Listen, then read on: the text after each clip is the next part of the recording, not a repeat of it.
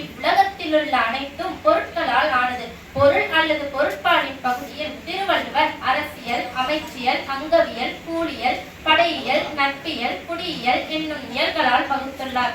அரசியலின் கீழ் வரும் கல்வி அதிகாரத்தை பற்றி இனி காண்போம். கேடில் விழுச்செல்வம் கல்வி ஒருவருக்கு மாடல்ல மற்றையவை என்கிறார் பொய்யாமொழி புலவர். அதாவது உலகத்து மனிதர்களுக்கு கல்விதான் சிறந்த செல்வம், ஏனைய செல்வங்கள் இதற்கு இணையாக மாட்டாது என்பது இதன் பொருள். இதுவே கல்வியின் சிறப்பை தெளிவாக எடுத்து காட்டுகிறது. ஏனைய செல்வங்கள் நிலை இல்லாதவை, அவை நமக்குள் அறியாமையை ஏற்படுத்திவிடும். ஆனால் கல்வியோ அழியாத செல்வமாய் அறிவொளியை உண்டாக்குகிறது. உலகத்து மனிதர்களுக்கு உயர்வான சிந்தனைகளும் உன்னதமான குணங்களும் நமக்குள் தோன்ற வேண்டுமாயின் கல்வி என்பது அவசியம். வாழ்க்கை என்ற வீட்டில் கல்வி என்ற விளக்கு ஏற்பட்டால்தான் நமது வாழ்வானது பிரகாசிக்கும். இதுவே பிற விலங்கிடமிருந்து மனிதர்களை வேறுபடுத்தி காட்டுகிறது. இதனையே திருவள்ளுவர் விலங்கோடு மக்கள் அணையர், இளங்குமுன் கற்றாரோடு ஏனையவர் என்று குறிப்பிடுகிறார். கல்வி என்பது பல்வேறு பரிமாணங்களை உடையது. கற்றலின் கேட்டல் நன்றே என்பது ஆன்றோர் வாக்கு. அறிவை வளரச் செய்வதே அருமையான கல்வி, உள்ளத்தை மலரச் செய்வதே உண்மையான கல்வி, பண்பை வளர்ப்பதே பயனுள்ள கல்வி. இறைவா, பயனுள்ள கல்வியை அருள்வாயாக என்பது இறை தூதர் அவர்களின் ஒரு அழகிய எழுத்துதல். பயனுள்ள கல்வி என்றால் என்ன? இது இன்றல்ல நேற்றல்ல, 1000 ஆண்டு காலமாக எழப்படும் கேள்வி. ஐயன் வள்ளுவரும் இந்த வினாவை எழுப்பி விடையும் சொல்லியுள்ளார். கற்றதனால் ஆய பயனின் கொள் வாளறிவன் நற்றான் தொழாரினே.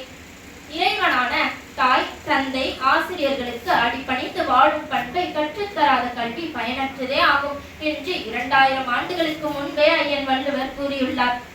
கல்வியின் பயன் என்ன? கல்வியின் பயன் அறிவு. கற்ற கல்வி அறிவாக மாற வேண்டும், இல்லையெனில் எந்த ஒரு பயனும் இல்லை. சரி, அறிவின் பயன் என்ன? அறிவு ஒழுக்கமாக மாற வேண்டும். ஒழுக்கமாக மாறவில்லை எனில் எந்த ஒரு பயனும் இல்லை. ஒருவரிடம் கல்வியும் அறிவும் இருக்கிறது, ஆனால் ஒழுக்கம் இல்லை எனில் எந்த பயனும் இல்லை. சரி, ஒழுக்கத்தின் பயன் என்ன? ஒழுக்கம் அன்பாக மாற வேண்டும். ஒருவரிடம் கல்வி, அறிவு, ஒழுக்கம் இருக்கிறது, ஆனால் அன்பு இல்லை எனில் எந்த பயனும் இல்லை. சரி, அன்பின் பயன் என்ன? அன்பு அருளாக மாற வேண்டும். அன்பிற்கும் அருளிற்கும் என்ன வேறுபாடு எனில் தம்மை சார்ந்தவர்களிடம் மட்டும் காட்டுவது அன்பு, சார்ந்தவர் சாராதவர் என்று அனைவரிடமும் காட்டுவது அருள். சரி, அருளின் பயன் என்ன? அருள் துறவாக மாற வேண்டும். துறவு என்பது துறவரம் அல்ல, உலகில் வாழ்ந்தாலும் உலக பற்றற்று வாழ்வது, பற்றற்றான் பற்றினை பற்றுவது. சரி, துறவின் பயன் என்ன? வீடு பேறு சொர்க்கம் அடைதல். இப்பொழுது தொகுத்து பாருங்கள். கல்வியின் பயன் அறிவு, அறிவின் பயன் ஒழுக்கம், ஒழுக்கத்தின் பயன் அன்பு, அன்பின் பயன் அருள், அருளின் பயன் துறவு, துறவின் பயன் வீடு பேறு சொர்க்கம்.